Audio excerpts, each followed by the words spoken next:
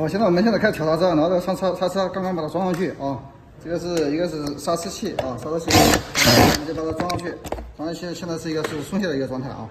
现在我们就是把它调的时候，把它这个刹车，把它是起到一个是刹车的作用啊，把它刹紧用手扳着，然后是把这两个螺丝给固定下来，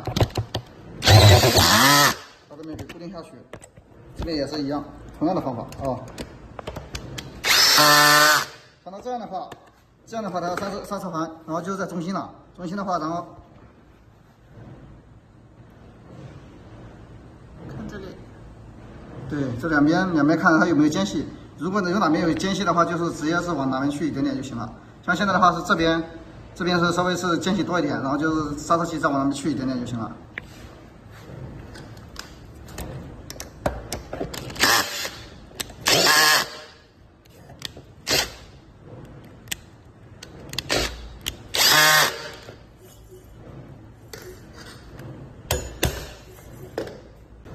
然后现在我们是看到它是，然后两边全部都有间隙哦，看到没有？然后两边都可以有，这样的话就是把螺丝锁紧。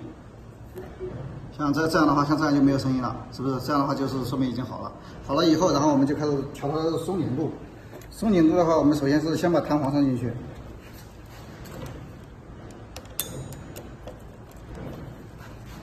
松紧度是我们这边是把刹车线拉紧了，拉一个最紧的状态。